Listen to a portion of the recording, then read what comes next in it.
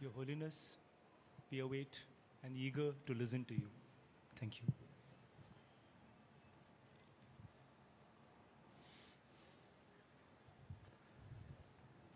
Suppose this sort of meeting, just one lecture, not teaching.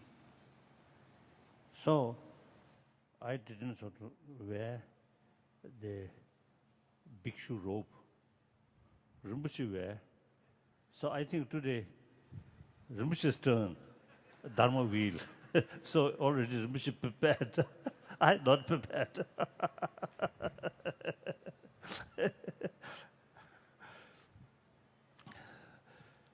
So in any way, I really feel great honor and very happy meeting the large number of people here and organize Rinpoche organization. And this small Singaporean,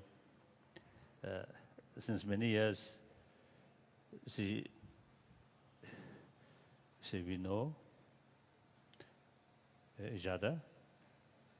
And particularly when I, as a transit short stop at Singapore airport, she always very, very helpful. So since we know each other, so she, I think, no hesitation to some sort of exaggeration about my greatness. Thank you. Thank you.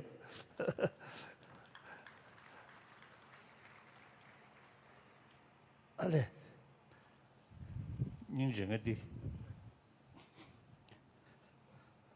my old long-time friend,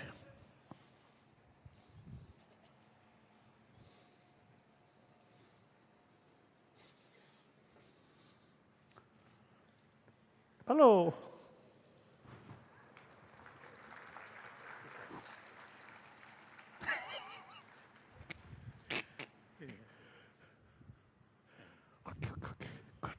God, thank you for being here with us. Thank you. Thank you. I'm sorry we came a bit. No. It is my duty. Receiving one long-time friend, and a foreign secretary, he always showing genuine sort of feeling, genuine concern. So I very much appreciate.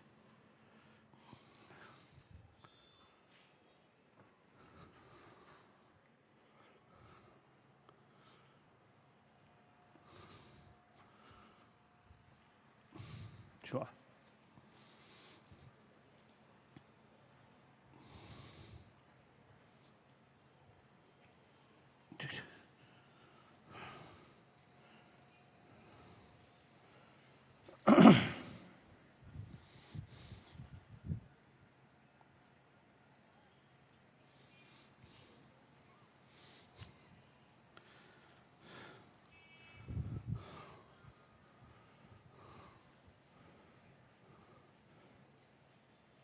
This kind of public meeting, and this third time, second time, third time, I think third time. Second. Oh.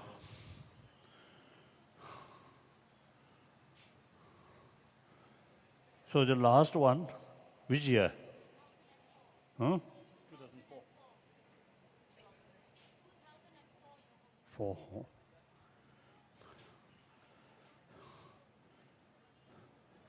So then, let me introduce myself. At that time and today, one difference is, now today my body, my human body, not complete, because remove the gallbladder about 2 years ago. So now my body, not complete human body.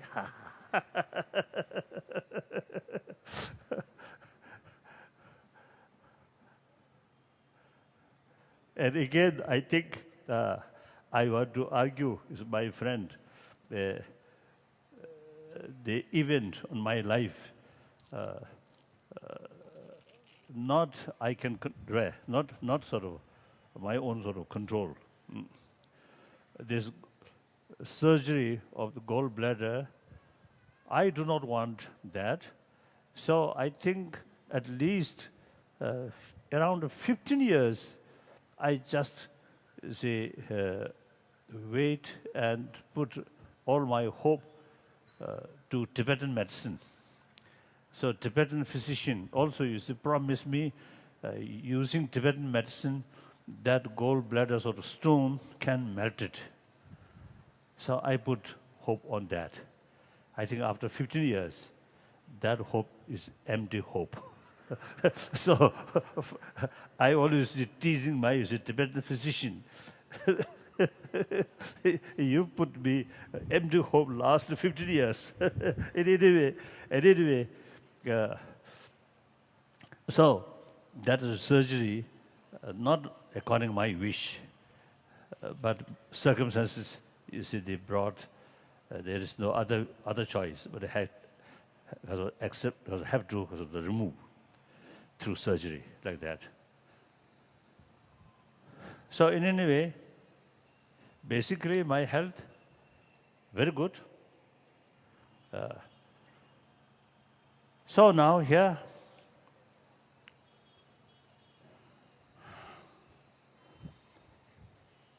actually, I always say, make clear when a big gathering, you see, happen. I always make clear, we are the same human being.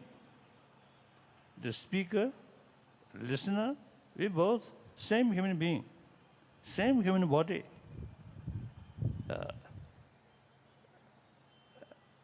So, emotionally, mentally, physically, we are same human being. And then more important, everyone want happy life, successful life.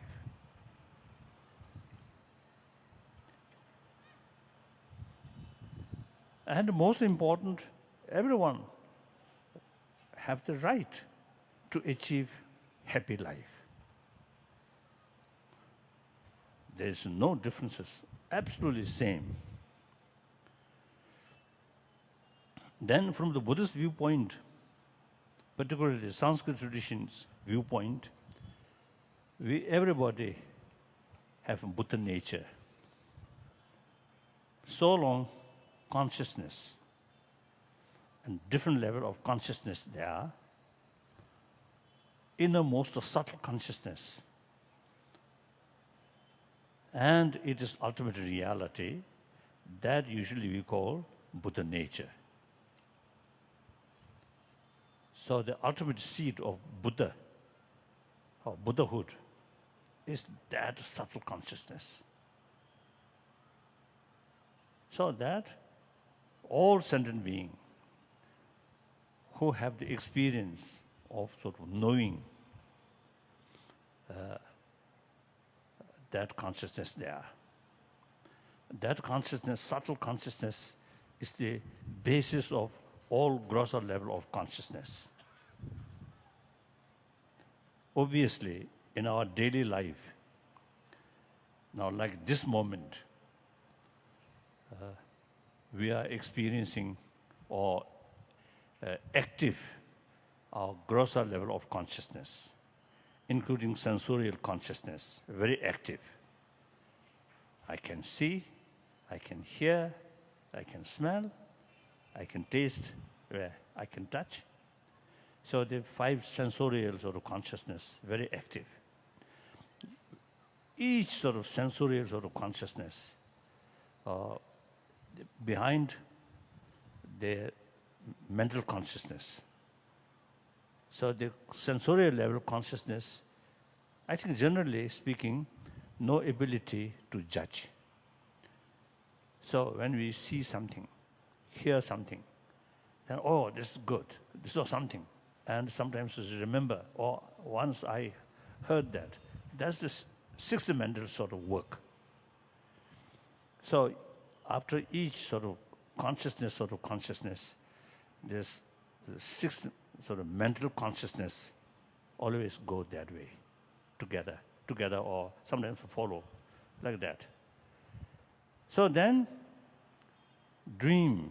in dream state, these senses of organs no longer function, no longer active.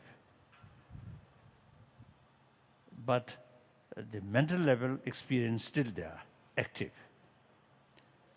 So its own special sort of what's the different sort of, with dream, certain sort of what's the seeing, hearing, and mental level, something.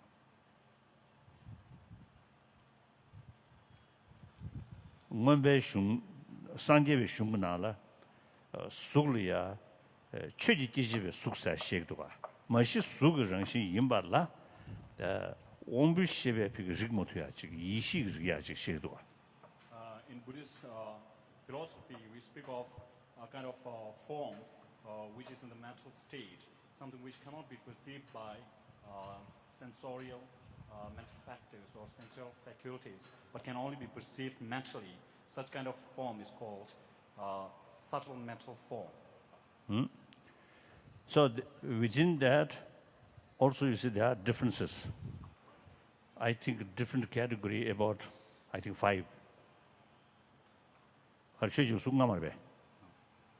Sunga. Sunga imbi. So then another level of consciousness, deep sleep without dreaming, without dream, another level of consciousness. So, according to our daily sort of experience, we already sort of notice there are different levels of consciousness. So all these consciousness, the different level of consciousness, on the basis of subtle sort of consciousness, subtle consciousness continuously there. So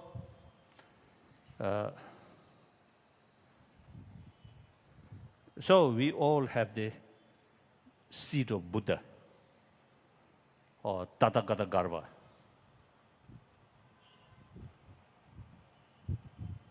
My friend knows Sanskrit, isn't it?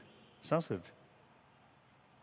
So please examine my sort of pronunciation, Tathagata Garva, okay? Or Sugata Shindaya.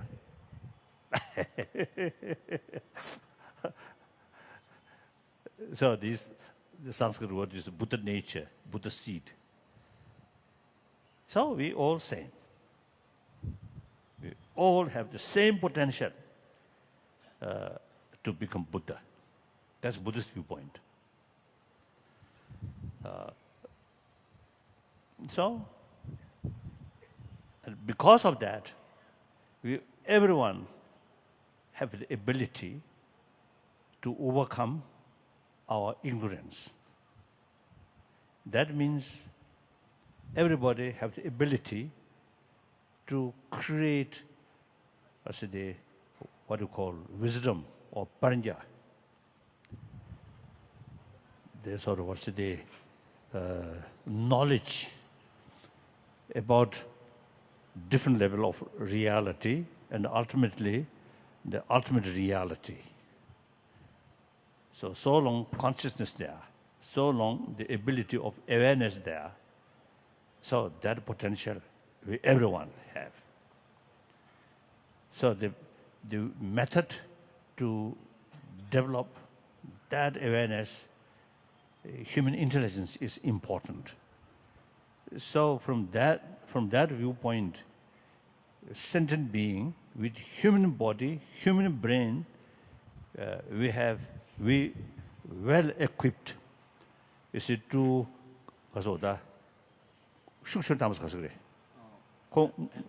number seven. Activate that subtle consciousness or that wisdom. So we are, so basically, the point is, basically we all, it's the same. So should not sort of think the speaker is something special and from you. That kind of view is totally wrong. We are same. When Buddha taught us the teaching, he mentioned you also have the same the ability, the same nature of mind, ultimately Buddha nature. So he always emphasized that. Since it's Buddhism, Buddha Dharma, no idea of concept of creator, like Jainism. These two Indian tradition, no concept of creator, ourself as a creator. So samsara, which, of course, samsara, general, not my creation, but my own sort of samsara, is my own creation. Ultimately, that a subtle mind, overwhelmed by grosser level of mind, then all those destructive emotion without control. So that creates negative karma. That creates my own samsara. Similarly, once I develop the realization of that nature and then try to reduce these negative emotion, destructive emotion not voluntarily come, but because of ignorance.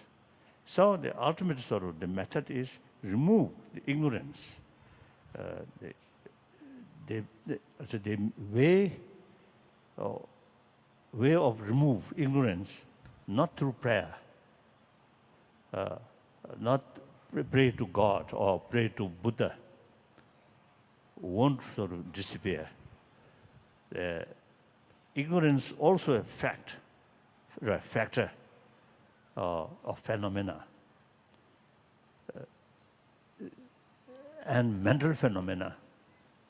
So naturally, by nature, there is opposite sort of force.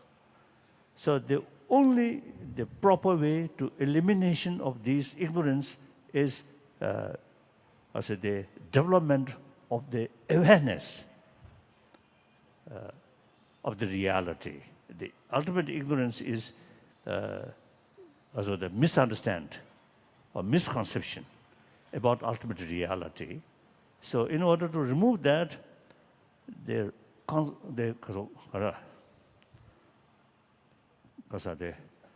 right awareness about the reality. So that's the only way to develop. That also is we can do. I myself, now over 76 years old, through my own training, my own sort of, some meditation, not very, very perfect, very high level of meditation, but some low level of meditation. I think last almost, now, nearly 60 years. Decade by decade, some sort of improvement, gaining some strength about these deeper awareness. So that reduce that effect on the ignorance, on the misconception of the reality. So we all have the same sort of nature, same potential, same ability. Of course, that is about the Buddhist thinking. Now here I'm going to talk about secular ethics. Not talking about religion, not talking about God, not talking about Buddha or Buddhahood, these things. Simply how to be more calm person, calmness is the basis of satisfaction. And also calm mind, also very good for our physical health. Oh, I want to share with you one my sort of secret. That is, when I went through surgery about the removing gallbladder. So the gallbladder enlarged almost 3 times, and also with pus. So then the last sort of check by specialist about gallbladder, then they expressed to me, now you can't think weeks and weeks, only matter of hours or days. Now, very dangerous sort of stage. There's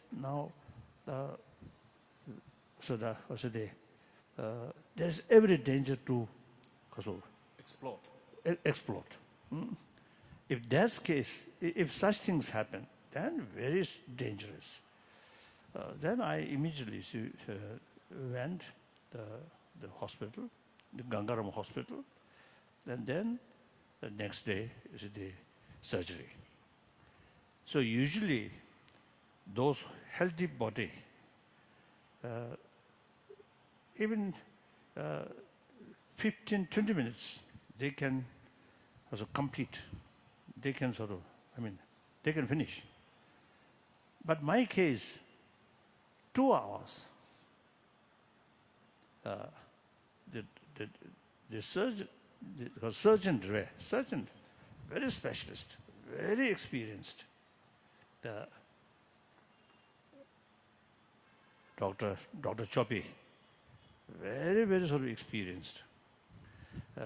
So quite serious, the surgery, quite serious.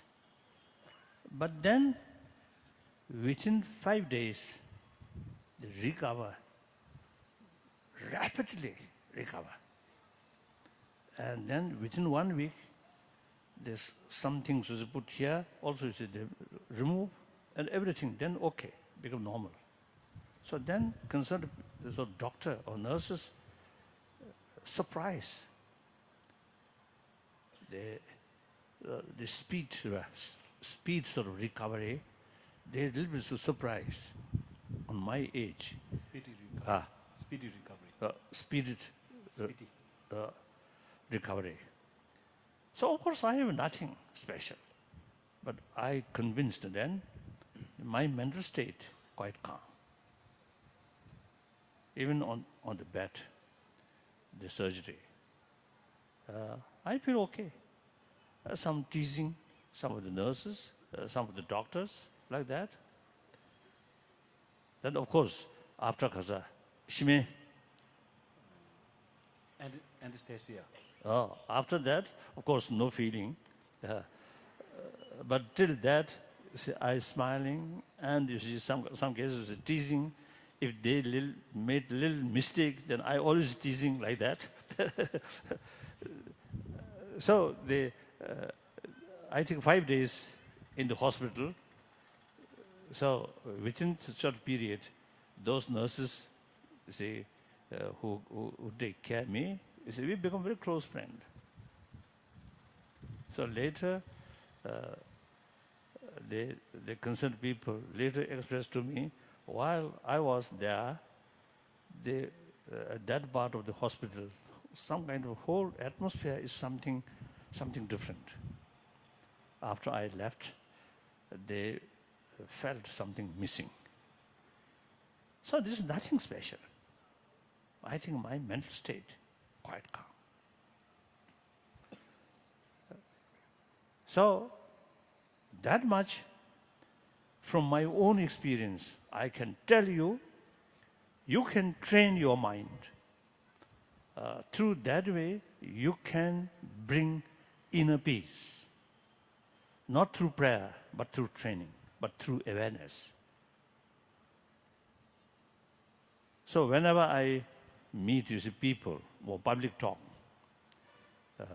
I always stress material values, of course, very important, but there is limitation. So it is absolutely wrong to seek deep satisfaction from material values, from money, from power, from fame. It's wrong. Ultimate source of satisfaction, ultimate source of happiness within ourselves, on mental level. That you should know. So material development, important. Without money, you cannot lead your life properly. We need. But if we put all our hope on matter, on material value, then your life will be miserable life. Some my friend, businessman, sometimes I teasing some my friend, oh, you are a slave of money. They are very busy for money. And for money, lie, cheating. Because money brings jealousy, extreme competitive, negative competitive sort of feeling. As soon as jealousy comes, the genuine openness, genuine trust reduce once you develop some kind of feeling of jealousy. Even with your, as a long-time friend, long-time sort of even parent or brother, sisters, if jealousy develop, then emotionally you become little distance. Then eventually distrust, and you have to speak hypocritical way. That destroy trust.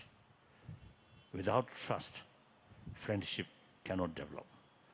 Without a friend, we social as a social animal, without human affection, no matter you are billionaire, you are president of powerful nation, you will not be happy. Even remain as a beggar with companions where trust, friendship, materially poor, but mentally very rich, very happy.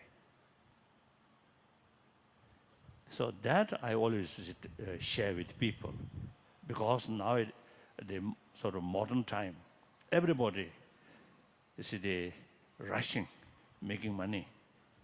And we believe if you have money, all problem can solve.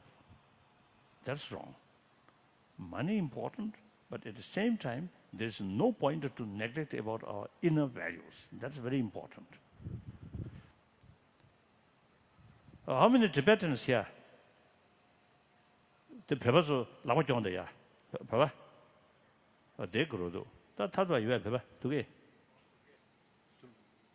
Tuge. Me Papa. Oh. Oh yeah.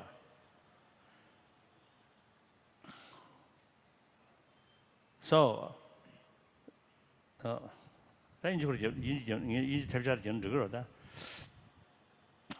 so nowadays, we Tibetan say now, also you see that more and more Tibetan now really worship money, particularly dollar. I openly, you see, sort of what's it, expressing, you know, our way of approach regarding Tibetan problem, not seeking separation. Because Tibet materially very backward. Tibetan also loves money. Tibetan also is want modernized Tibet. So one reason, several hundred Tibetan illegally immigrant to Europe, some of the European countries, and also Canada and America. These illegals or immigrants, not for seeking spirituality, but seeking dollar. So we also want modernize and more material development. So in that case, remain within the People's Republic of China. We get much benefit, provided our main concern is preservation of Tibetan culture, Tibetan spirituality. As far as Buddhism is concerned, now I've found really Tibetan Buddha Dharma, which directly come from Nalanda tradition, because Shanta Rakshita himself went to Tibet on the invitation of Tibetan emperor, 8th century or 8th or 9th century, I think late and early, I think 9th century maybe. So, pure Nalanda tradition, including Buddhist logic. That complete form of Buddha Dharma available only in Tibetan tradition. Very clear. So that not only Tibetan treasure, but we can say world treasure. So preserve that, not only interest for 6 million Tibetan people, but also the millions of young Chinese and also the many other people, of course. So therefore, we want to preserve that. So that I usually call middle way. So now here I'm talking, I'm teaching Tibetan. Sometimes I also see, because joking. We Tibetan, usually you see they recite the sacred mantra of our Lokiti Shora. Om Mani Padme Hum, Om Mani Padme Hum, Om Mani Padme Hum. That mantra. So sometimes we a little bit hurry, and we also see the sound looks like Om Mani, Om Mani, Om Mani, Om Mani, like that. So that also the sound looks like money, money, money, money, money, that. I think that's true expression of Tibetan. We want dollar, we want money, money, money, money, money, money, that. So, young Indian, also you see the more attraction about external sort of development. And there is danger to neglect about your own 1,000-year-old Indian treasure, your treasure. Be careful. Unless, you see, at the young age, and also the environment, you see, sometimes, you see, brings certain sort of interest, only money. And these sort of material values, which gives you some satisfaction through sensorial experiences, like sports, eye consciousness, music, ear consciousness, smell, taste, these things, again, through sensorial consciousness, you get some satisfaction. So that kind of satisfaction completely relying on external matters. So when these external facility not there, then you really feel boring. Sometimes I feel some of the tourists, some old people, there's sufficient money, but they cannot sort of spend days on sort of, thinking some inner, values. Because their whole life relying on a consciousness, certain sort of satisfaction, which produced by sensorial level. So when these facilities not there, when your life not active, then you really feel boring. Then go different places and see some new place and hear new music. That's the only source of satisfaction. That's quite a pity.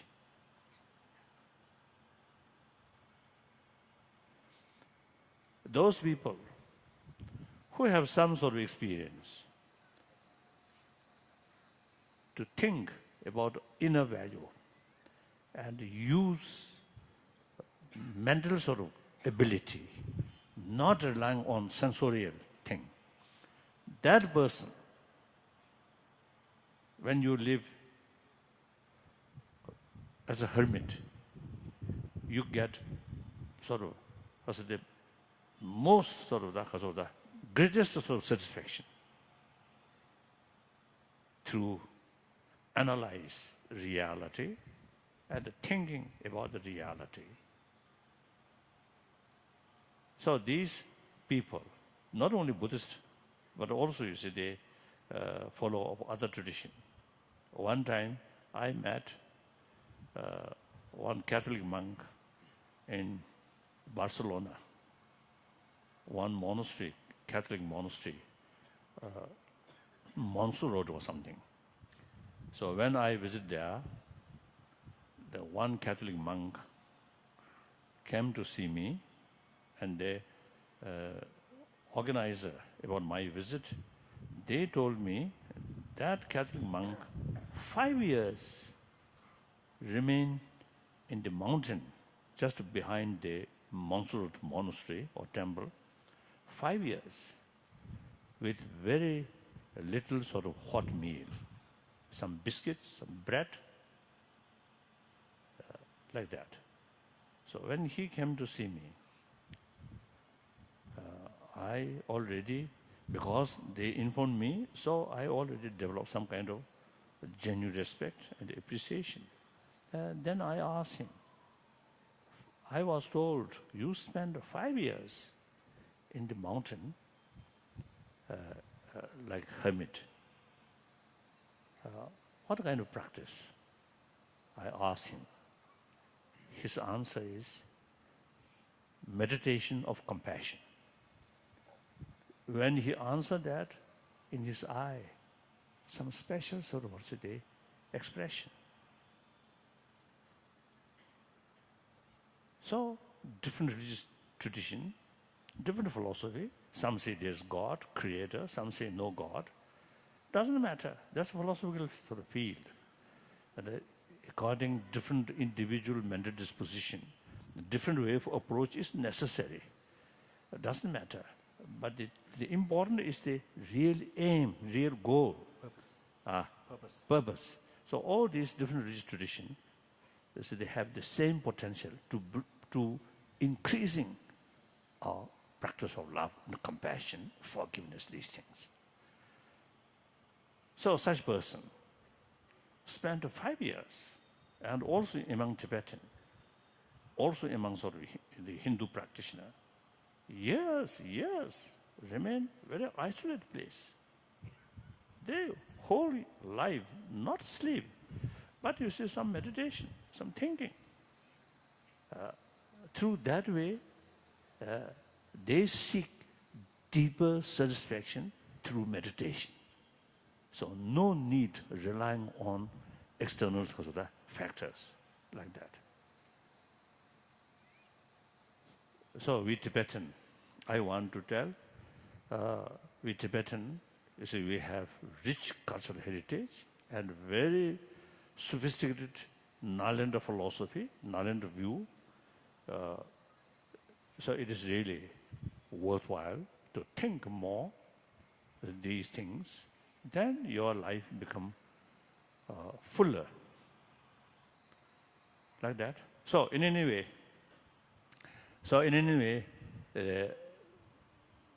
they pay more attention about our inner ability in order to achieve calm mind. Calm mind works and brings two benefits. One benefit calm mind brings your physical sort of composition or physical element work more balanced way. So your health improve, your health sustain. Even according some medical scientists, they say anger, hatred, fear actually eating our immune system. Whereas meditate on compassion brings blood pressure reduce, stress reduce. Some university in America, Emory University in Atlanta, last few years they carry some experiment. And also, Stanford University also have now serious program. And Wisconsin University also carry some serious sort of program, research these sort of mental state and how much sort of benefit to our health. So recently I was in, last year I visited all these 3 universities and some sort of talk with scientists. So Emory University, one example is that they carry some sort of on experimental level. Some student 3 weeks program about training of mind, about compassion, these things. So after 3 weeks, their concentration power on the subject which they are studying, concentration power becoming more stable, and their mind becomes sharper. And then their relation with the classmates, other students, becoming much more, peaceful or gentler. So this socio relations much sort of peaceful, much sort of improved. And then also one occasion, some sort of scientist carries some sort of experiment. Some people, group of people, before carrying their sort of experiment, research, experiment. They have some kind of meditation. They check blood pressure and the stress, all these things. Then after a few weeks training, each day about 30 minutes or some sort of meditation on love, compassion. So after a few weeks, again they test, blood pressure reduce, amount of stress also reduce. Individual person becoming much more calmer, much more happier. So these are not just to say idea, but some university, some scientist, genuine well-known scientist, they already carried as an experiment. Now they found quite sort of the significance of result, like that. So that physical level, calm mind, very sort of positive factor. Then another thing, human intelligence is really precious. So in order to carry human precious properly, calm mind is very necessary. Once our mind become biased, our mind disturbed by emotion, then our basic sort of mind then become much disturbed. Then these negative emotion develop. Then our whole sort of view become biased. we cannot sort of see the reality objectively. Many mistakes, I think global level or national level or international level, many of these, like the Iraq war. You see, the situation look little bit, so to say, the biased mind, not objectively and not holistically. So these sort of mistakes is happen. Even our family level also. You see, in order to see the reality, our mind must be calm and look, investigate objectively. Then we get clear picture. So our mind calm, we can utilize our ability to see, to investigate the reality more properly. Once our mind disturbed, then you can't see, you can't utilize our investigation objectively. So calm mind, very important. Calm mind does not mean we remain indifferent. No. With feeling, with recognition, this is nice, this is positive, this is negative. But not much sort of, I think intellectual level, yes, this is good, I must do this. This is bad, I must sort of, kasota. Abstain. Refrain. Clear sort of distinction, right and wrong, and the negative and the positive, and short-term consequences, long-term consequences. But then deeper level, emotional level, more or less neutral. That we can do. So occasionally, this morning also, is I just expressed, the 2 days ago, is I burst my temper to some my sort of staff member. But, short period, some anger, but then go, not remain. That we can do. If our basis of the mental attitude is quite sort of healthy, then these destructive emotion comes and goes.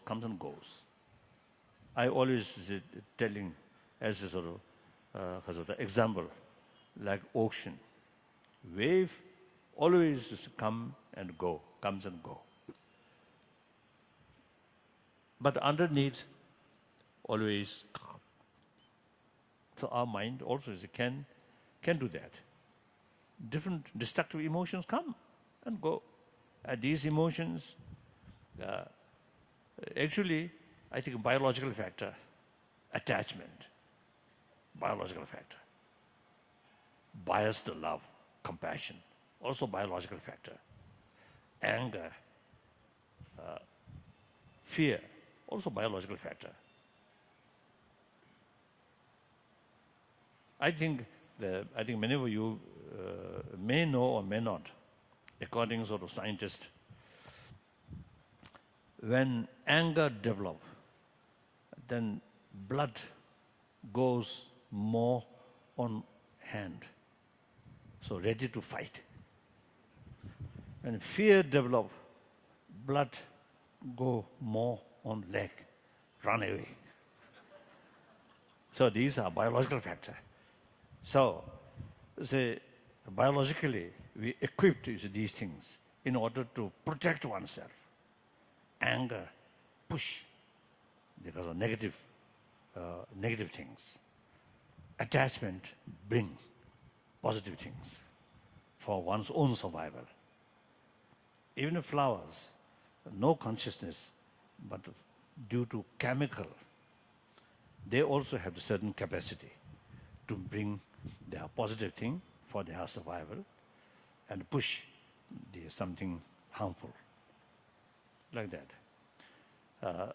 So then we, of course, not only physical level, but also mental level.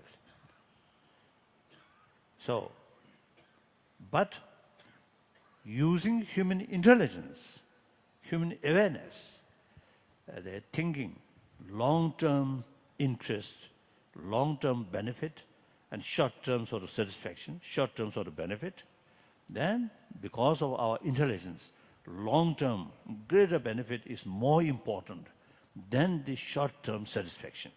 So with help of human intelligence, we can sort of reduce some of these destructive emotion, although biological factor, but we can reduce. Right?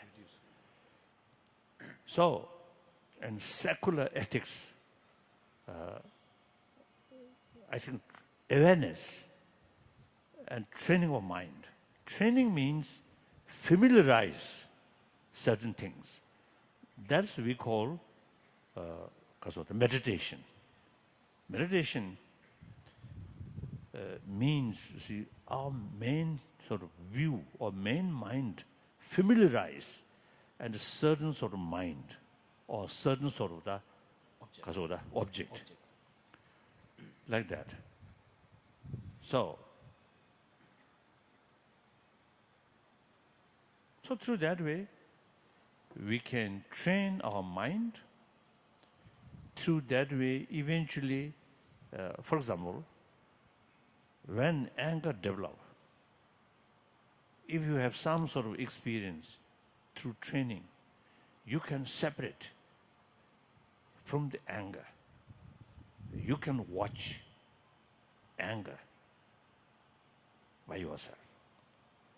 Once you separate yourself from anger, so the anger's dominance no longer possible. Then this because of the strength or intensity of anger automatically reduce. So through training, you see, we can do these things.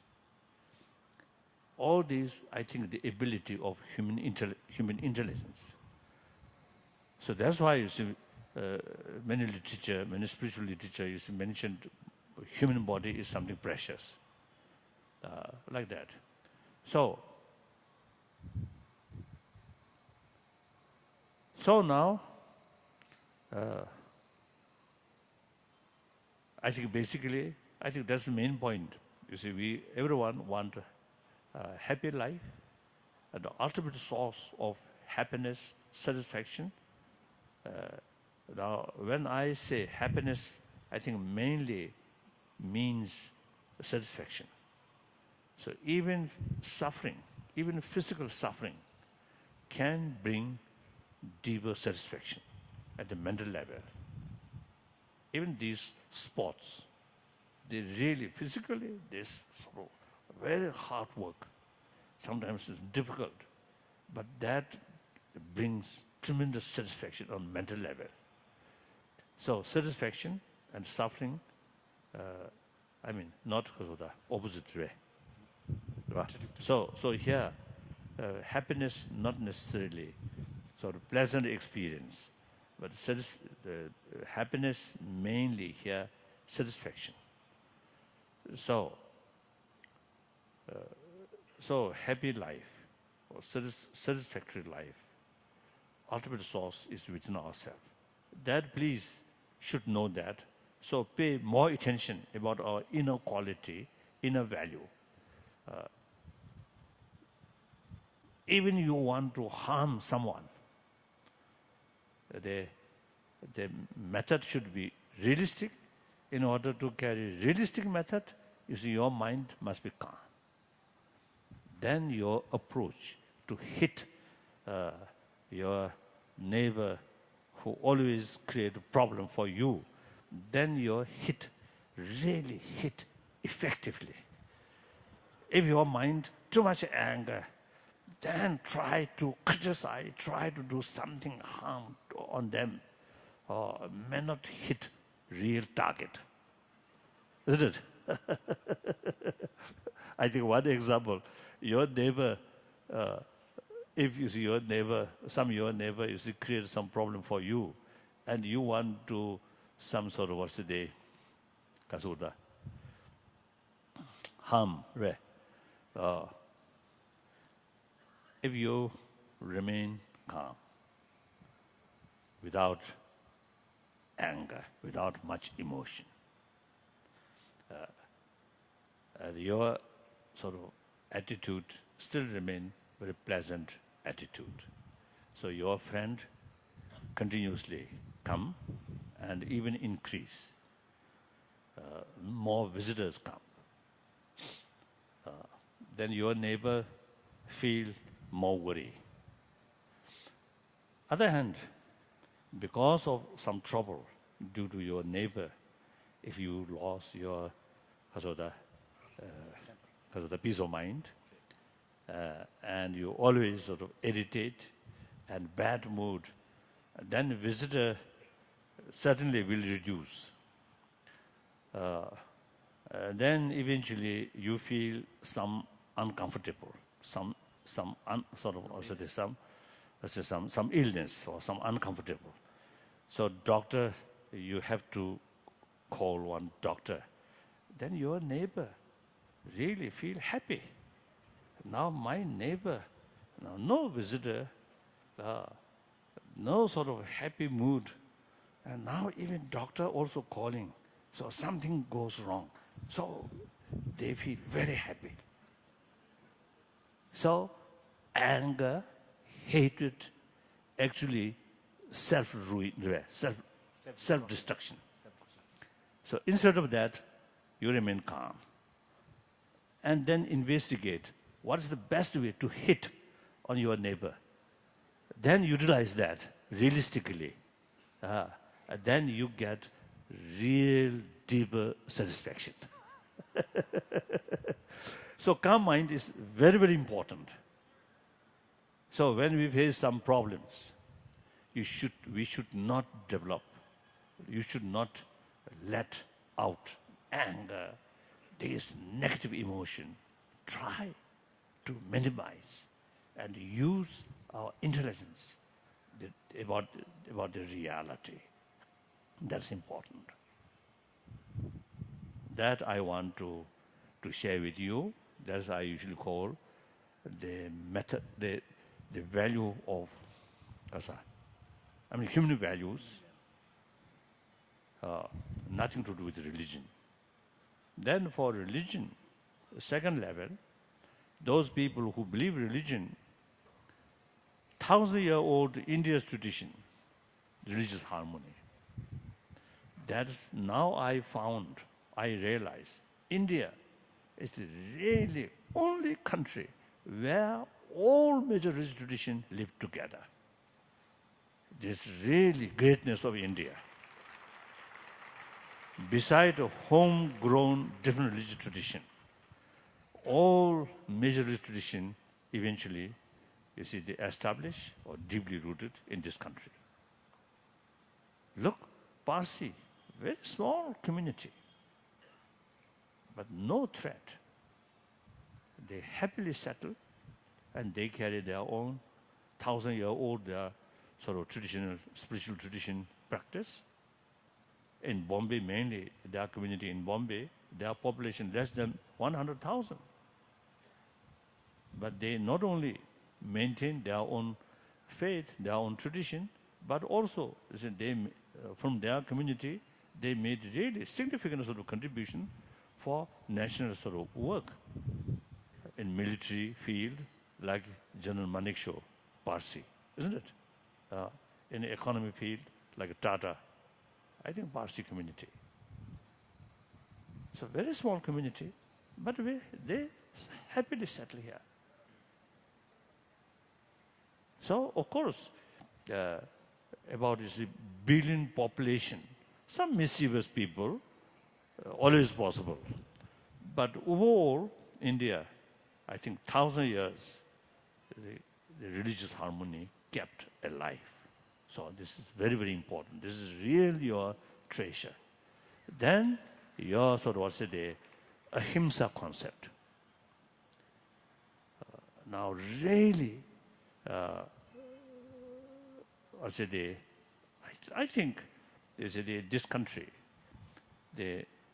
because of ahimsa sort of concept, tolerant, different religious concept, different religious community, from outside, welcome. give them shelter, and friendly sort of receive them. So I think these mainly ahimsa concept. So these two things, the ahimsa and the religious harmony, these two things are really India's treasure. So now time come. World need these two things, ahimsa and religious sort of harmony. The rest of the world really need these two things. So India, not just a word, but 1,000 years, these things still alive tradition, living tradition. So this is really model of the rest of the world. So Indian people should realize that, and should realize your own treasure, not only ancient treasure, but very relevant to today's world. And I often used to telling, I think I describe myself as a messenger of India, messenger of ancient Indian thought. That means ahimsa and religious harmony. So we Tibetan, actually chela of Indian Guru. So you Indian is Guru, we chela. So relation between Tibetan and Indian is something like relation between Guru and chela. And I also is telling my Indian friend, we not only just a chela, but a reliable chela. Reason, you see, the Nalanda tradition, last several centuries, a lot of destruction or damage. And in any way, ups and downs, too much ups and downs, Buddhist tradition in this country, their own land. But during this period, we Tibetan, as your chela, kept this tradition up to now, intactly. So that, I think, sufficient reason to say we are reliable chela of Indian Guru. Okay. So now, meantime, I also, you see, now appealing my Indian sort of gurus, and particularly when I gathered the swamis and some sort of religious leaders like Rishikeshi or some Hardwar, this area, I appealing. I am as a messenger of Indian tradition, Indian sort of treasure. So messenger's level, I sort of make my every effort, you see, to propagate these things. So now my guru should take more active role promoting these values, ahimsa and religious harmony. So sometimes I a little bit critically I expressing that some of our guru, you see, they simply, you see, carry their rituals and some sort of ceremony and fail to bring these values to public, make relevance, these treasures relevant to our day-to-day life. I think that's very important. So the religious leader or scholars now must come out and tell people, share with people these values. So that, I mean, active sort of work for promotion of these 1,000-year-old tradition or treasure. I want to share with these public sort of people like that. And then meantime, we also, you see, need more sort of closer pay attention. This gap now growing, this gap rich and poor within the country. And also the gap between urban area and rural area. I think these are very, very important. Please pay more attention. make some more effort. And then also like caste system and dowry system and some other sort of outdated sort of part of Indian, you may call Indian culture or Indian sort of habit. Trends. Ka. Trends. Ka. Trends. Ka. Trends. Oh, Habits. I don't know that word. So in any way, you see, they even maybe part of your sort of tradition, but these are outdated. Now must I accept a part of our tradition, but outdated must change. So since we become a refugee, I always make clear that the part of Tibetan culture, there could be two categories. One culture heritage, although part of Tibetan culture, but due to social system or certain sort of certain political or social system. So such sort of habit is outdated. Now, okay, sufficient put in museum. Must be that culture. The other part of culture, which something really benefit in our day-to-day life, particularly when we're facing some problem. The immense sort of help to maintain our peace of mind and holistic view. Such sort of part of our culture is really worthwhile to preserve and can preserve. Other, we cannot preserve and no use to preserve. So similarly, our Guru's tradition also, I think there are some maybe outdated, some must change. So these change should sort of initiated by the spiritual leaders and come out to speak. That I feel important. So that's about my talk. Now some questions. Question through written, also good. And someone, if you want to question directly, also most welcome. If you provide some microphone. First, read. Question, yes. No, before the question, I would request Arvind Sitaraman and family to come to the backstage, please.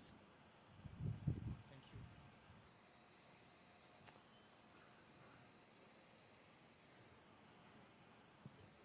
Your Holiness, I have the questions and Yes, answers here. good. So, Your Holiness, attachments attachments are bad, but human relationships are good. How to reconcile this contradiction? Oh, no contradiction. Attachment is actually, I think, one sort of also one effective sort of emotion. So there are as an element of closeness feeling. But since that closeness feeling is very much in the nature of attachment, so it is biased. So the biased sort of closeness feeling, that's attachment, often bring suspicion, hatred. So human compassion, respect other, and the sense of genuine concern of others' well-being. That's not attachment. That kind of thing is unbiased. So when we training that kind of compassion, firstly, we have to practice or meditate, detach. Detach, create sort of the sound basis, then develop some kind of unbiased attachment or sort of Closeness. Closeness. Closeness. Closeness and genuine sense of concern of well-being. Again here, the biased love, biased compassion mainly related with self-centered attitude. This is something nice to me. This is my friend. This is my parent. This is my relative. So that is the main reason develop sense of concern of their well-being. So that very much oriented about others' behavior. So those people who creates uncomfortable for you, you see, there is no basis to develop sense of concern or well-being of them.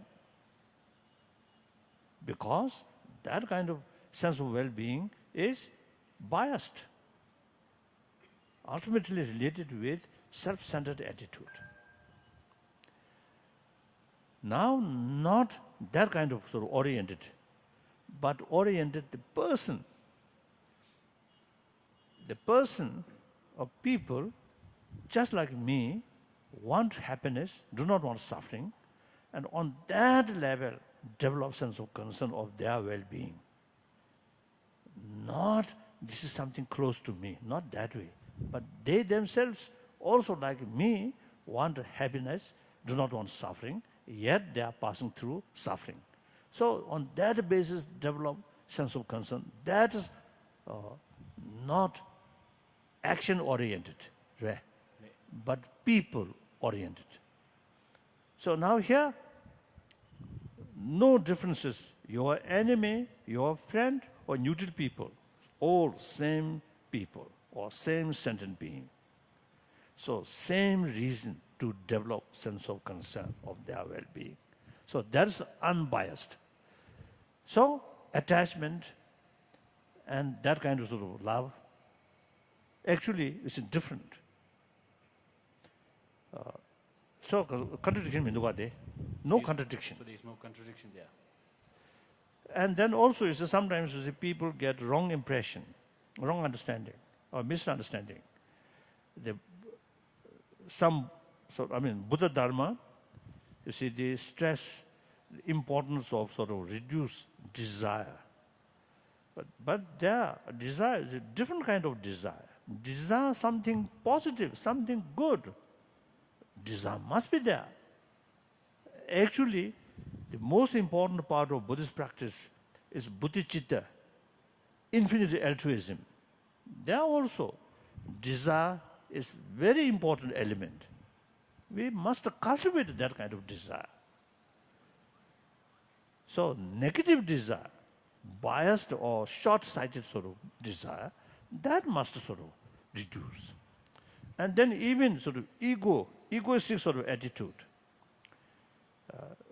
Buddhism stress selflessness. But selflessness does not mean, or even as a selfishness, that does not mean, or say they completely sort of disappear ego feeling. No. Ego feeling must be there.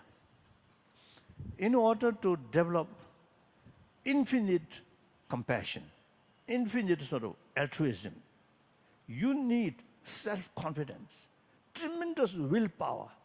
For that, ego, strong sense of strong self is very necessary. Without that, you can't develop that kind of will. For example, so long space remain, so long sentient beings suffering remain, I will remain in order to serve them. Such sort of limitless willpower need the sound basis, that's strong self. So, and anger,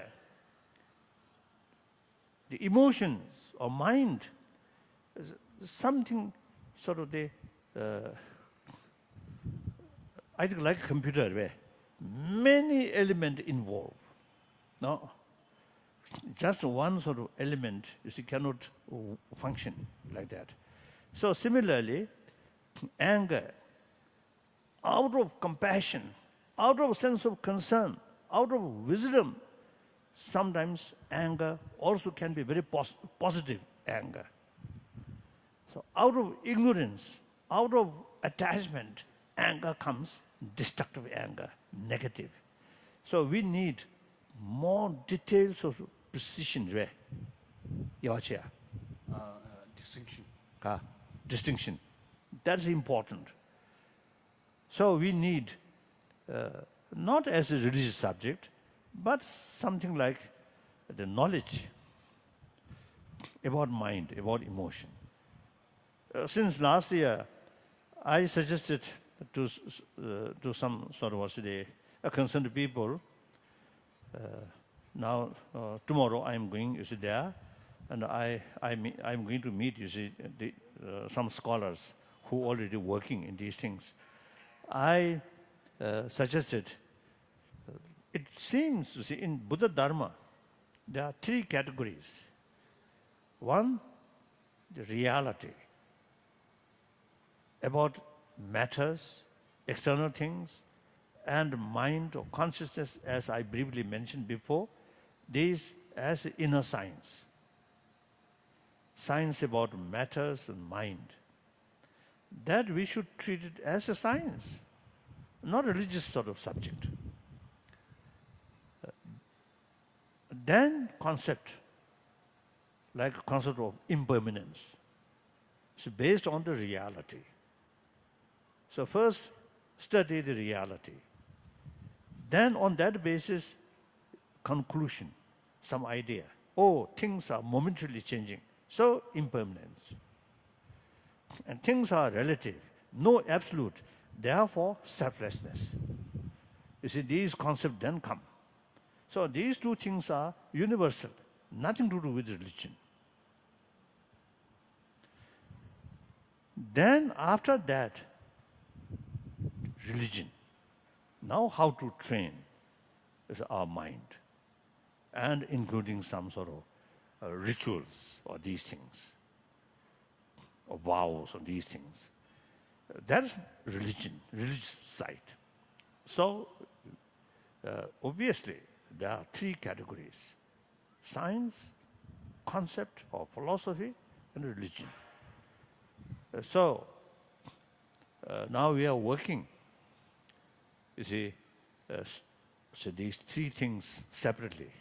Religion for Buddhist, but science, which come from Buddhist literature and Buddhist philosophy, some, of course, directly related with religion, but some just, you see, the universal sort of view. So these should be universal, said as a sort of academic sort of academic subject.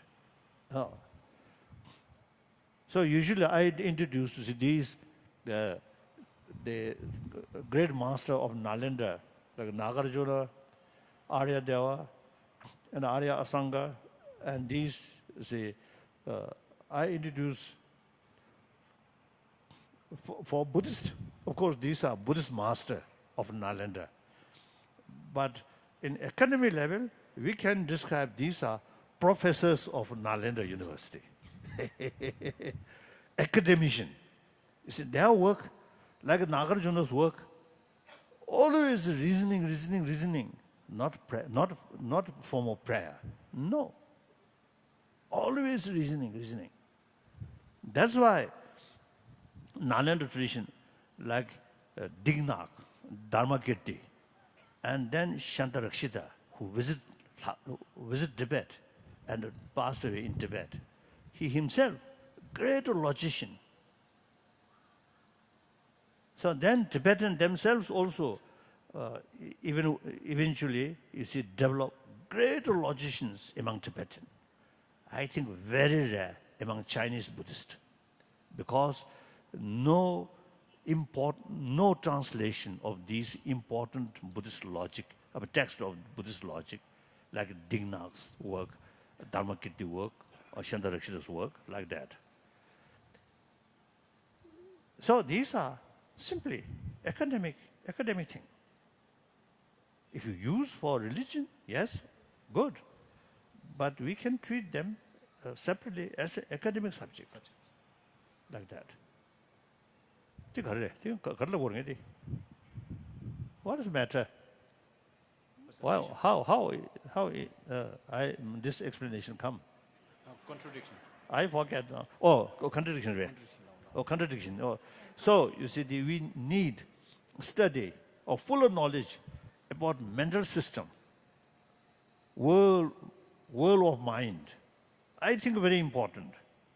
Now, as I mentioned earlier, so some scientists now really paying more attention to learn and mapping these different emotions. Next question. In the path to spiritual awareness, how do we act towards other people around us who are doing harm in the society?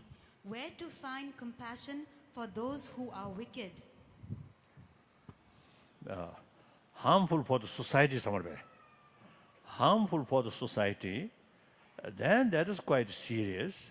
So out of genuine sense of sort of compassion, sense of concern of well-being, not only society, but also the perpetrators. Perpetrator.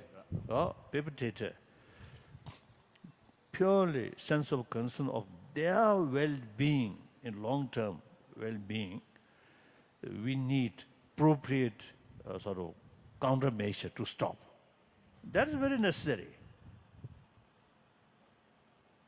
So, in the name of sort of altruism, whatever they do, something, even very harmful for the society, just you remain because of the neutral or indifferent, it's wrong.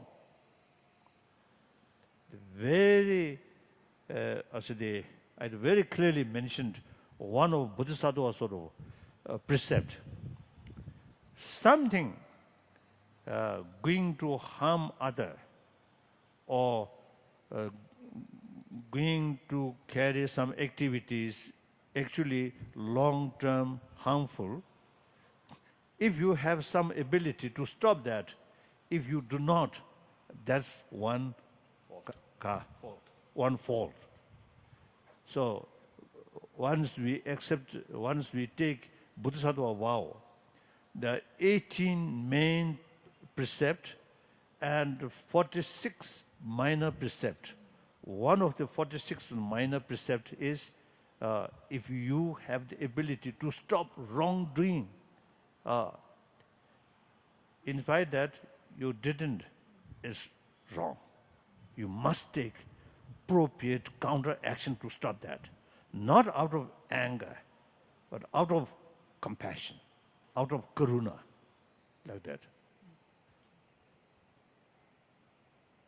Next question. His Holiness, Your Holiness, is it selfish to remain happy in the times when the whole world is in turmoil and in troubled times? Is it not human to plunge into troubled times and try to set it right?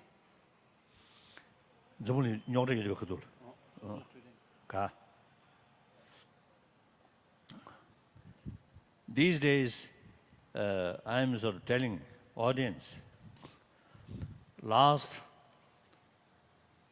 I think at least 3,000 years, or 3,000 to 4,000 years, people, human beings, put our hope on prayer, pray to God, pray to Lord, pray to Buddha. Then last 2 centuries, around 2 centuries, technology developed with the help of science. All those wish, several centuries we just put on faith, or God will provide these things, but fail. So these things then produce by technology and science. So naturally, we put more sort of attention, more emphasis on technology, science. It really transforms world, generally speaking. Meantime, I always telling people, the 20th century actually become century of bloodshed. century of violence. Concept of war, 1,000-year-old. Even in Buddha's time, war there. But destruction is very limited because of the weapons. The destructiveness is very limited. In last century, including nuclear weapon, with help of technology and science, the destructiveness, power of destruction is much increased. As a result, the 20th century, according to some historian, over 200 millions of people killed through violence.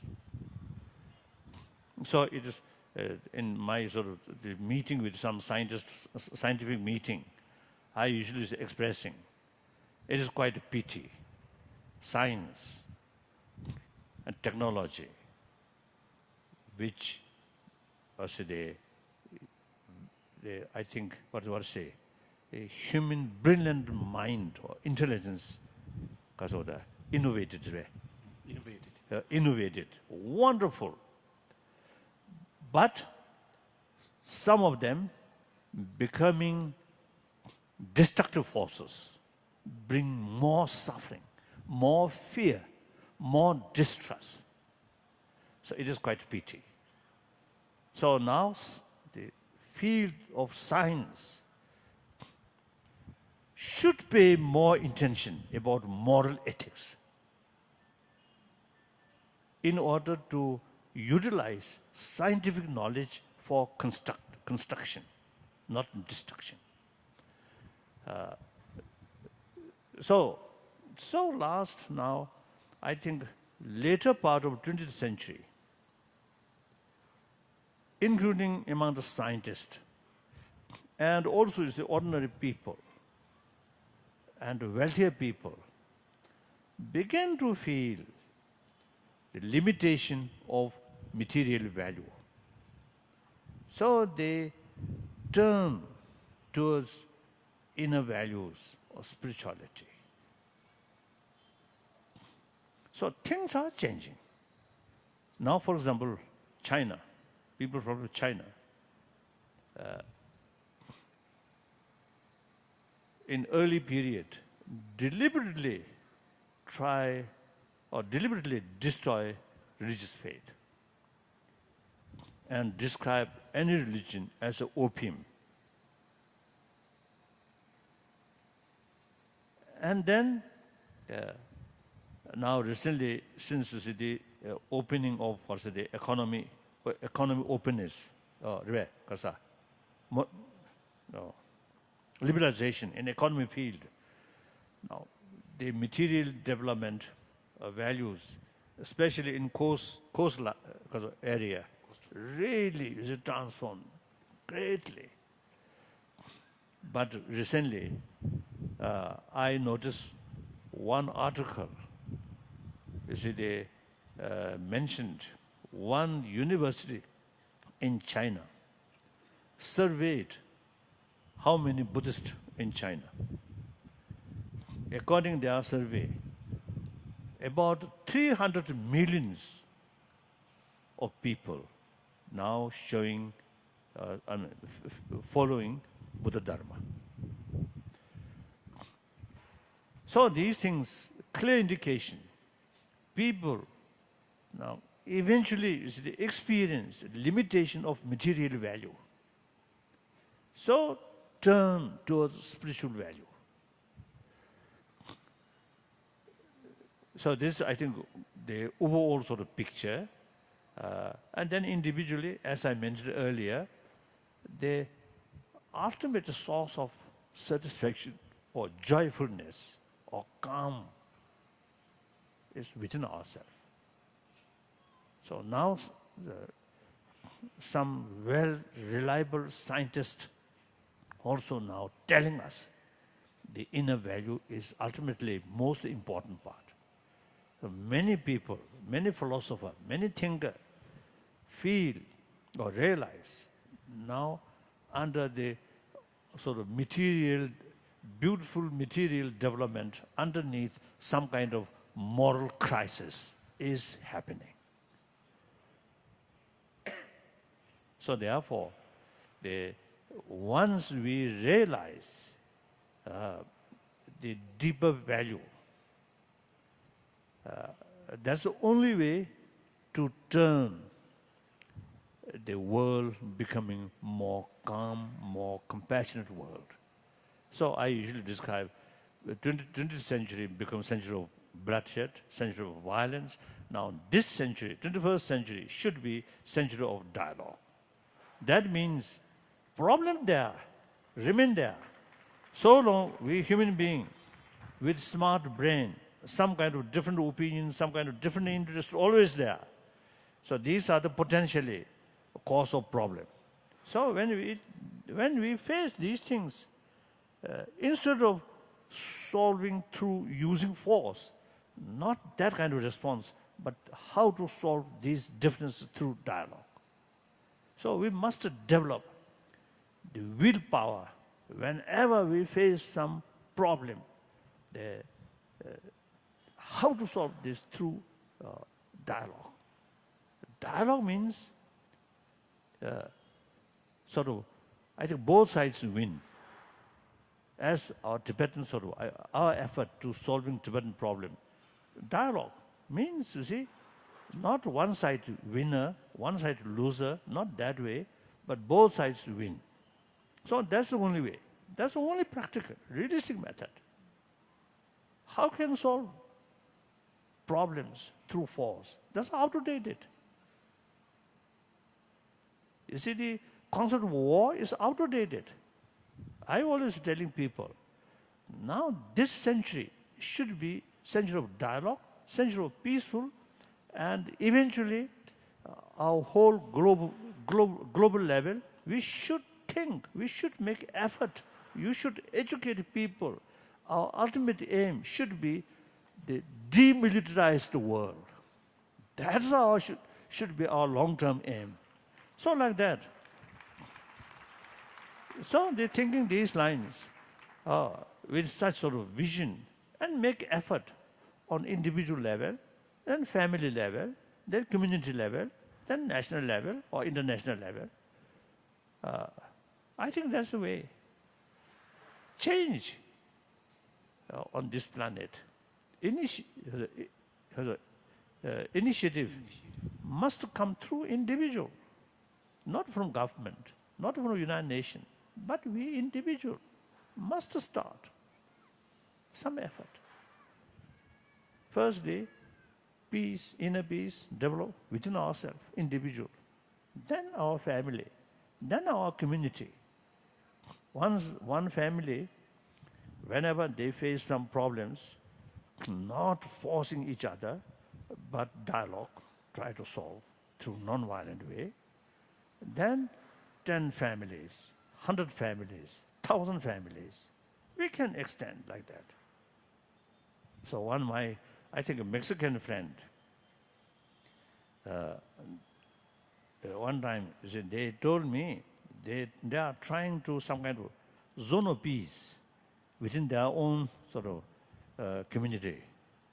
Firstly, you see, 10 family, then 100 family. Within that sort of area, if some conflict about to come, immediately try to solve through non-violent way. So they call zone of peace, their own sort of limited area. So these are really, I think, the practical sort of contribution to create. Through prayer, peace. Recently I was in Hiroshima. Some Nobel laureates there, and actually they make voice the free nuclear weapon world like that. So the last day we have some sort of more formal or ceremonial way. Many Japanese there, and Nobel laureates, and some different sort of big companies, and the local sort of mayors and these things, these people there.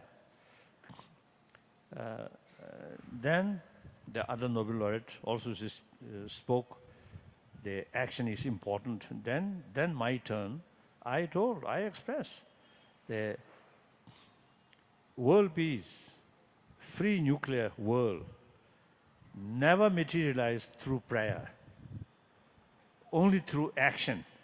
So we must work hard. The individual prayer, very useful. But for community, for world, prayer will not bring our goal. And then last year, at Patna, the President Chief Minister, he re-elected the President of the Chief Minister. He invited me to open ceremony on Bihara in Patna. I went there. Then he, at the function, he mentioned, due to Buddha's blessing, Bihar state rapidly progressed. He mentioned that. Then my turn. Of course, I know Chief Minister quite well, so I responded to him.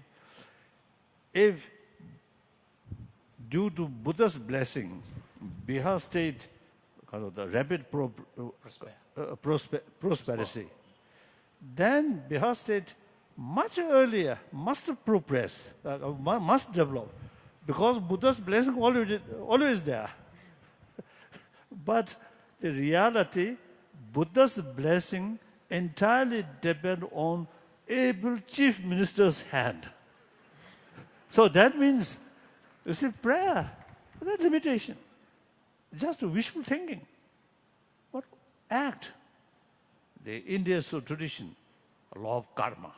Karma means action. So everything, you see, due to karma, due to its own causes, conditions. So among the cause, karma, action. So the action is really very, very important. Sometimes we religious people also talk too much, little action. This morning, I visited St. Joseph College. I really praised the Christian brothers sisters really made the greatest contribution regarding education on this whole world. Buddhist monk, very little. Recently, the Ramakrishna mission now really making effort for education. Otherwise, it's very, very few. Only Christian people, Christian brothers sisters, really made tremendous sort of contribution regarding education and health. So some many years ago, I think in 40 years ago, one time group of sort of the senior monk, Tibetan monk, I suggested, look, Christian brothers sisters, you see, really dedicated well-being of public, their education, and mainly in the field of education and health. We Buddhist monks, nuns, now must follow our Christian brothers, sisters sort of pattern. 40 years ago, like that. So, people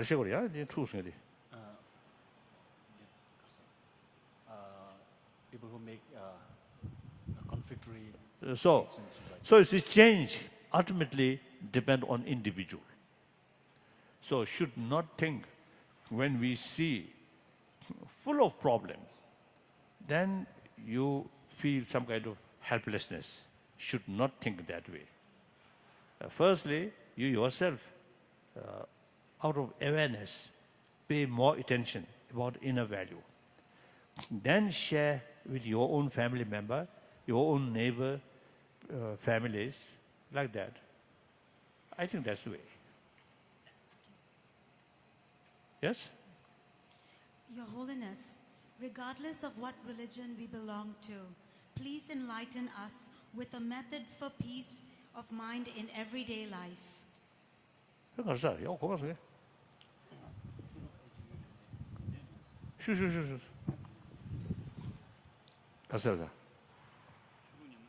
가.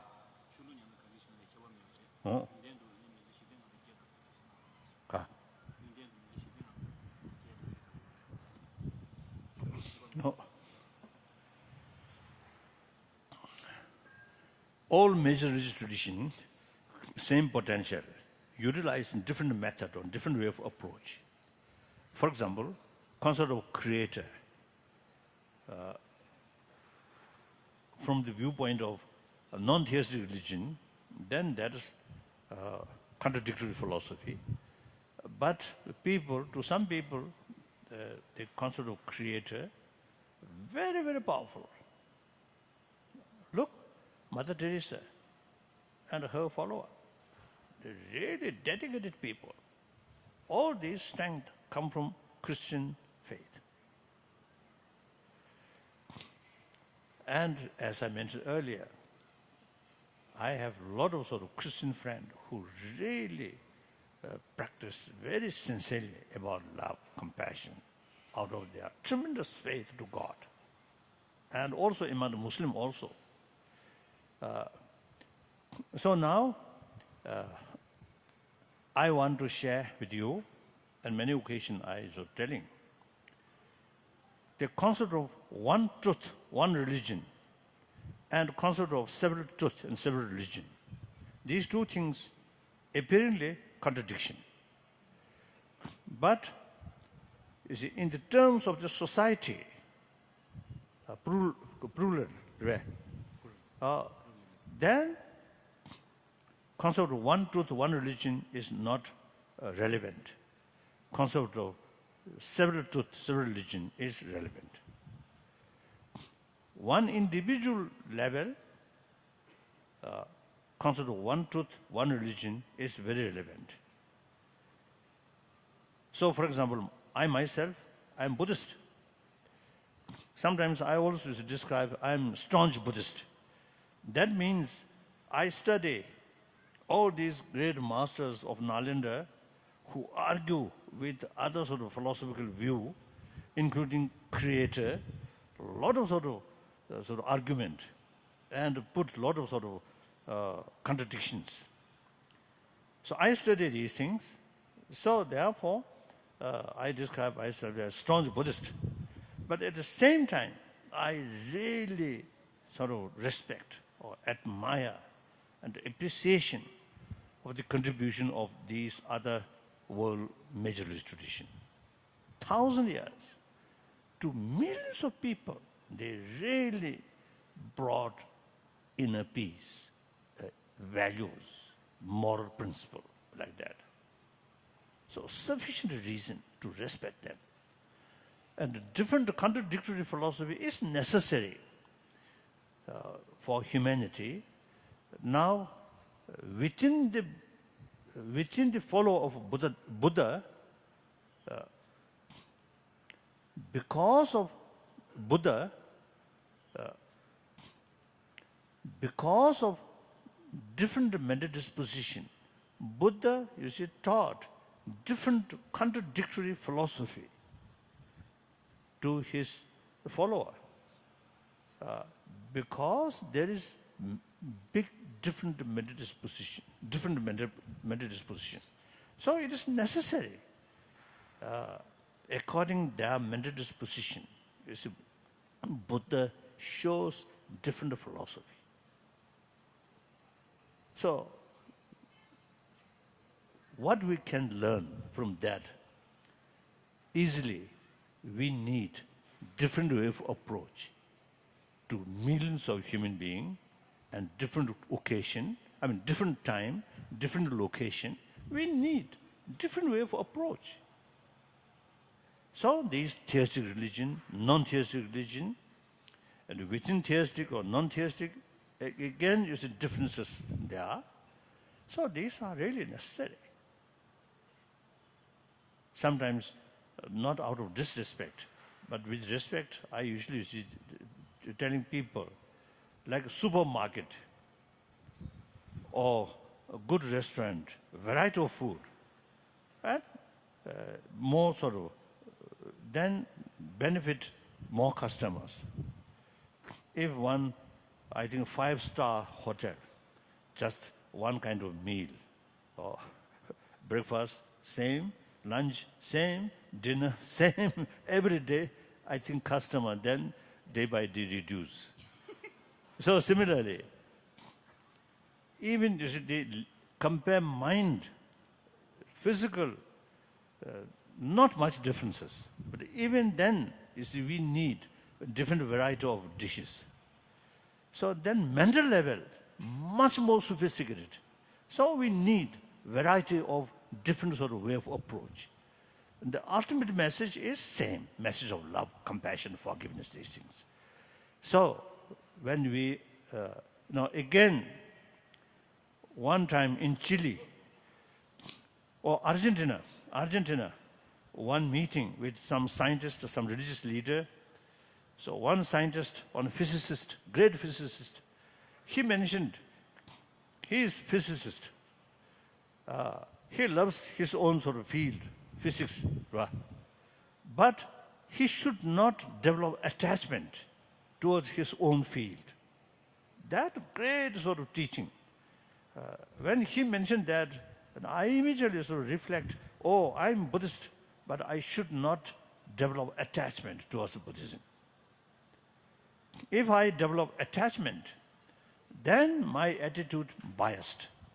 Then only Buddhism is good, not other. Because your mental state not biased, so not objective. So that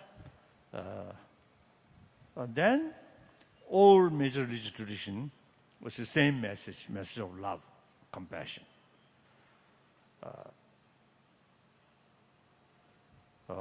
Reason different, but main message is same. And with that, tolerance, forgiveness, and self-discipline, and contentment. These things almost exactly same. Of course, there may be different sort of presentation because of different philosophical background. Otherwise, it's the same message, same practice. Like that. So then common practice of love, compassion. On top of that, as I mentioned earlier, in the secular way to promote these things. There I usually use three reasons. One, our common experience. We all come from our mother. We all have the experience, tremendous affection from our mother. So in our blood, the appreciation of affection is there. So till our death, affection, surrounded by affection, you really get inner peace. So, firstly, you yourself show other affection. Then others' response also usually is come that way. If you remain self-centered attitude, extreme self-centered attitude, there are no differences about sort of suffering, about other sort of the problems, and how can you expect some affection from other? First, you must extend your affection to other. Then response from other come. So that's our common experience. Then common sense. If you look, your neighbor, where more compassionate atmosphere, much happier. The home or family were often full of jealousy, full of sort of competition within the member of the family, no peace, no harmony, no friendship. That's our common sense. Then latest scientific finding, more compassionate mind, your body much healthier. So recently, some our meeting with scientists, the slogan, healthy mind, healthy body. So, very helpful, you see, to realize importance of mental health for physical health, like that. So there are a variety of method, secular way to promote, then on theistic religious way, or non-theistic religious way, like that. And then main thing, I think these eventually should include in education curriculum, in education system. Education is universal. So, not touching religion, but secular way, like India's constitution, secular basis. According to the reality of this country, so many religions. If the constitution based on faith, then what faith? There are a lot of complications. So secular. Secular does not mean disrespect of religion, but respect all religions and also respect non-believers. Mr. Advani, of course I know many years. So one occasion, he told me one of the reasons the democratic system success here, this country, is 1,000-year-old India's tradition. Among the sort of the theoreticians, philosopher, different philosophy. So he mentioned one example, the Charvaka tradition. Actually, nihilistic view. No concept of next life, or no concept of religion, no concept of God or these things. Simply just this life. So, in the philosophical field, the major philosophical philosophers criticize, even sometimes condemn that view, Charvaka view, nihilism. But person who hold that view refer rishi. Rishi means sage. So it indicates respect. Person who hold wrong view, still respect. So that is the India's tradition. So he mentioned that is the 1,000-year-old tradition. That's why you see the democracy very successful here. He mentioned, I think that's wonderful. So attachment, one's own tradition, our attitude become biased. Remain calm or open. That's very important. Now, next question. Your Holiness, due to the shortage of time, I think Okay. this will be the last question. So in one of your talks, you said we should be intelligently selfish. Oh? Can you explain this? 그래서. 그래서.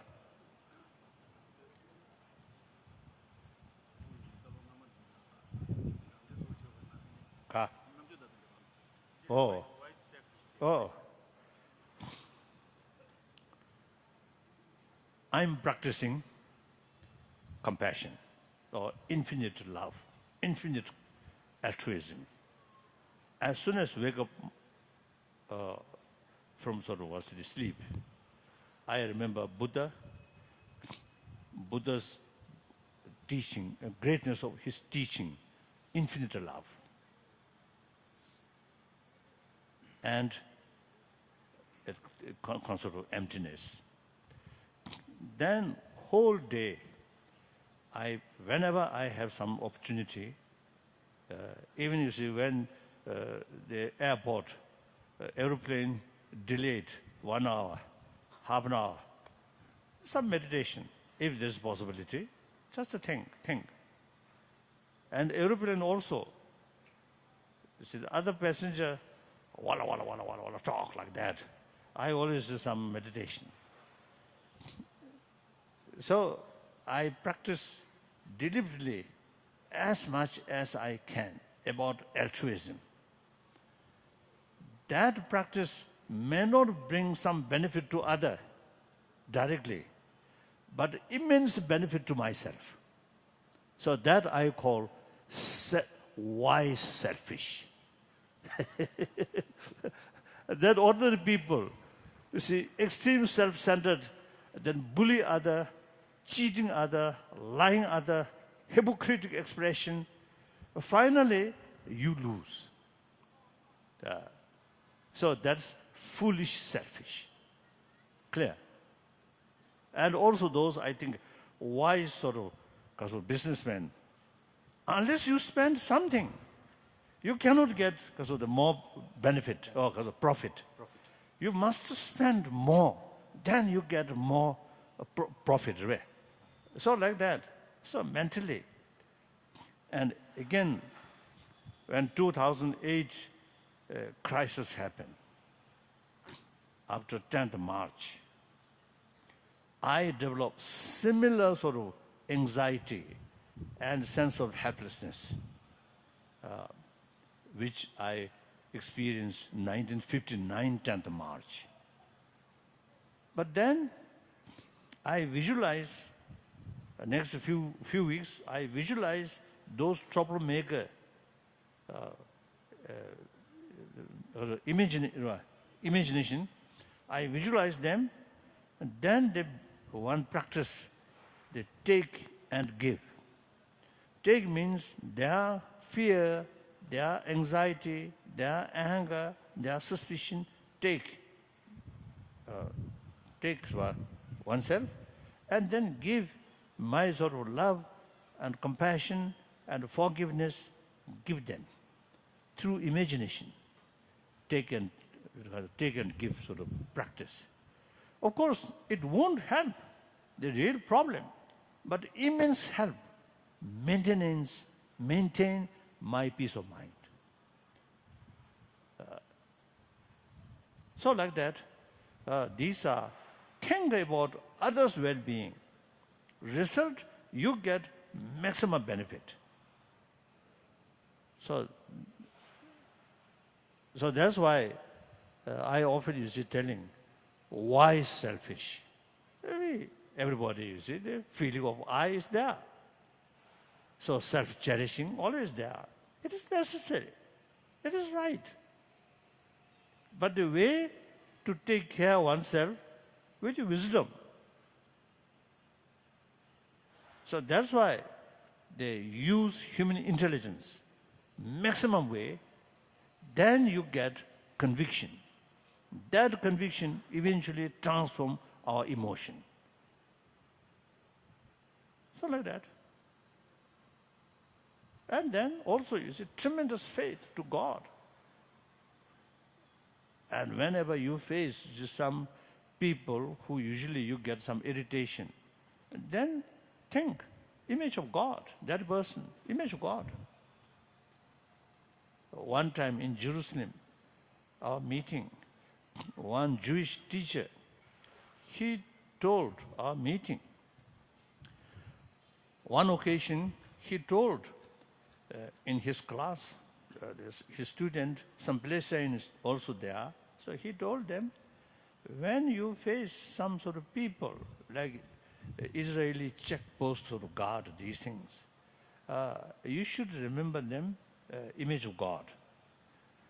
So after some time, some student then expressed to him, after they learned his sort of the advice, they implement that, so that immense benefit when they passing through checkpost, usually you get some irritation. But think this Israeli soldier as God, the image of God, that immense sort of help to reduce mental irritation. So that also is a tremendous sort of helpful, like that. So whether theistic religion or non-theistic religion, and then also is some time ago, I think several years ago, I met Father Griffith Griffin. Griffith. Griffiths. Like looks sadhu. I think you may know. No, okay.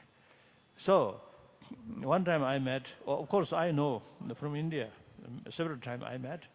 One time in Australia I met him, and I asked him, why is it Christian, regarding Christianity, why is it you do not accept the next life, rebirth, and him or previous life? He mentioned the reason, this very life created by God. So that's really very, very powerful. This very life created by God directly, that develop tremendous sort of feeling of intimacy with God. Then description of God is infinite love, compassion. No religion mentioned our God is full of anger. Nobody said that. God always described infinite love. So believe that, and oneself created directly by that, so that bring immense sort of faith, so willingness to follow the God's sort of guidance. That is practice of love, compassion.